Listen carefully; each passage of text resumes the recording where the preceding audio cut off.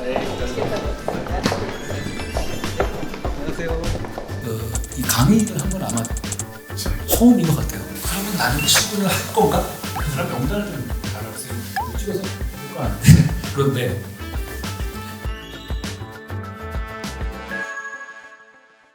아까 연배도 다양하시고 20살부터 재연배까지 있으신 걸 보니까 다 나름의 인생 역정도 있고 여기까지 오시는 길이 다 달랐을 것 같고 그 과정에서 여러 가지 문제도 겪고 해결하면서 오셨겠죠. 뭐 인생이라는 게 문제를 해결하는 과정 아니겠습니까? 뭐 저도 늘 그래왔는데요. 뭐 제가 말씀드리고 싶은 것은 제가 그래도 아무래도 여러분들보다 공직생활을 오래 한 사람으로서 느꼈던 몇 가지에 대해서 짧게만 말씀드리겠습니다. 을지훈련이라는 거 아세요?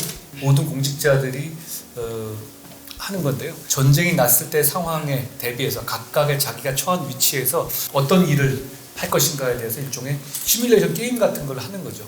저는 을지훈련 하면서 매번 그런 생각을 했습니다. 진짜 전쟁 나면 여기 있는 사람들이 몇 명이나 출근할까 이런 생각을 했어요. 그러면 나는 출근을 할 건가? 그러면 내가 출근했었을 때 전쟁 나면 우리 가족들한테 나중에 어디 강남역 쪽에서 만나자고 해야 되나? 잊어버리면? 그런 상황이 생기지 않겠어요? 그러니까 굉장히 현실적인 고민까지는 아닌데 그런 식의 생각을 좀 하게 되더라고요. 도대체 이분들 중에 몇 명이나 나올 것이냐?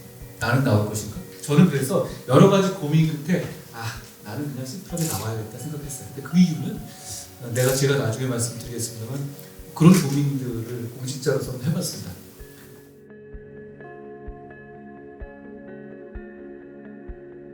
그런데 1950년 실제로 전쟁이 있었지 않습니까? 이 땅에서 그때 우리 이 교정직 공직자들은 어땠을 것 같습니까? 사실 전쟁이 나고 나라가 망할 때는 대부분 이렇게 감옥을 관장하는 공직자들이 먼저 도망갑니다. 그런 상황이 생기지 않겠어요? 왜냐하면 공격받기도 되게 쉬운데다가 그리고 단순한 적의 문제가 아니라 내부에 있는 사람들이 이 제도자들 중에 정치범도 있고 무슨 반란 세력도 있을 수 있고 그런 위험이 있는 데다가 보급도 군인이나 정찰에 비해서는 좀 적게 되지 않겠습니까? 굉장히 위험한 상황이 되고 그러니까 많은 경우에 감옥에서 탈옥이 일어나고 감옥에서 방치가 되고 이런 경우가 역사적으로 많이 생깁니다. 과연 그러면 우리 선배 교정 공직자들은 어떻게 했을까를 좀 알아봤어요. 그 전까지 이 부분이 강조되진 않았었거든요. 그런데 167분의 교정 공직자들이 당시 전사하셨습니다. 굉장히 큰 숫자죠. 그러니까 제가 지금 말씀드리고 싶은 것은 우리 전쟁 당시에서의 또 이데올로기 상황이라든가 그 역사적 평가를 하겠다는 것이 아닙니다. 제가 말씀드리고 싶은 것은 우리의 직업윤리에 대한 부분입니다. 그러니까 그분들은 아까 저는 약간 장난스럽게 고민했던 그런 실존적 고민에서 실제로 그렇게 행동하셨던 거고 대부분의 경우에 그런 행동을 하셨던 거죠. 그러니까 저희는 우리 제복이 갖고 있는 레거시가 상당하다고 생각합니다. 저는 그러니까 그 부분에서 공비와 싸웠다는 게 중요한 부분이 물론 중요한 그걸 말하는 게 아니에요. 직업윤리를 지키고 공직윤리를 지키기 위해서 목숨을 걸었다는 것이죠. 그 부분들이 우리가 굉장히 기려야 할 레거시라고 생각합니다. 그런 차원에서 저희가 작은 예산입니다만 이번 6월에 보훈의 달에 그분들의 함자를 적은 비를 우리 남부 처음엔 여기다 만들자고 했어요. 여기다가 저는 만들자고 했었는데 우리 교정 쪽에서 어떤 의미가요? 여기 오게 되면 우리만 보게 되는데 국민들께서 보실 수 있게 조금 넓은 곳으로 가자라 해서 서울에 있는 곳으로 해서 작은 비석입니다만 그렇게 하려고 합니다. 제가 짧게 드리고 싶은 말씀은 그런 취지예요.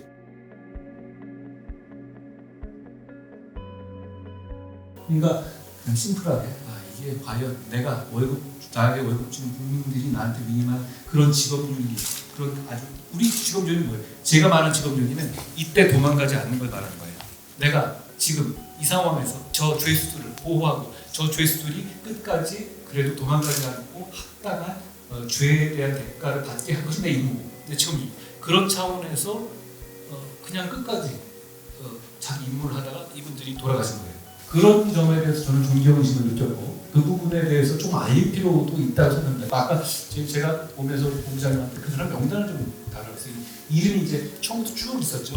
소년교도소, 개성, 마포 굉장히 전국적으로 흩어져 있더라고요.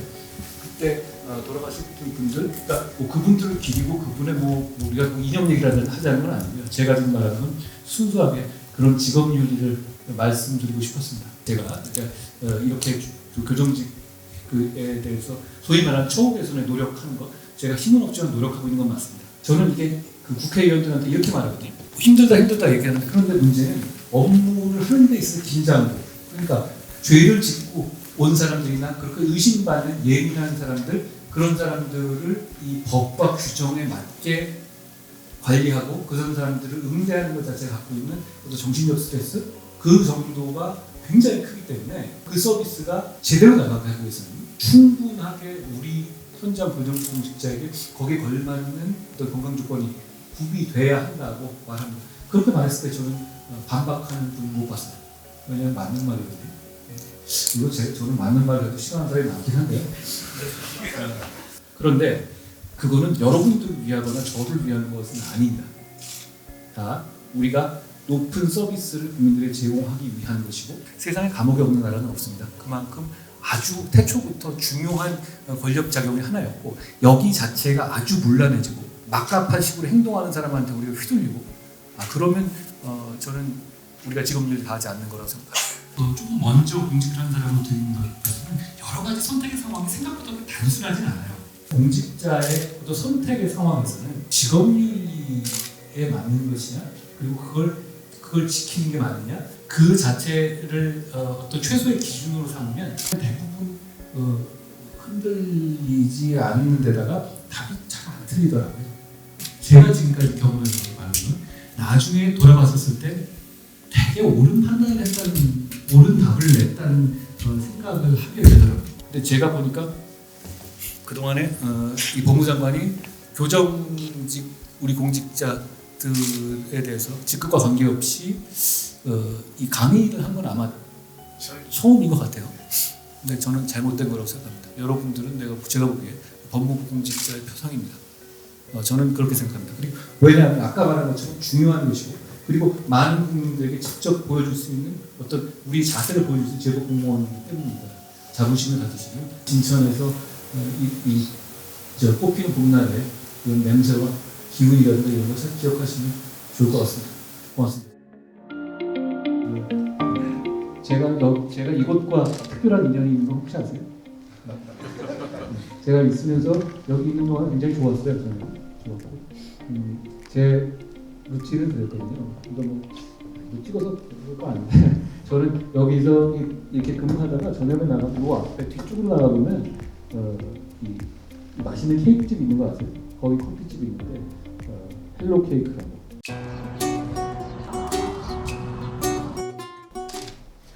저번에도 갈 때 갔었는데 그거 혼자 먹으면서 책 보고 이렇게 지냈거든요.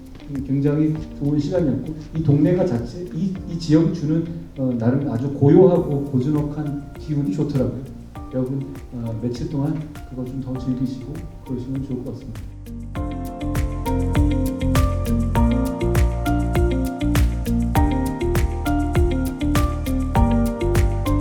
고생하셨습니다.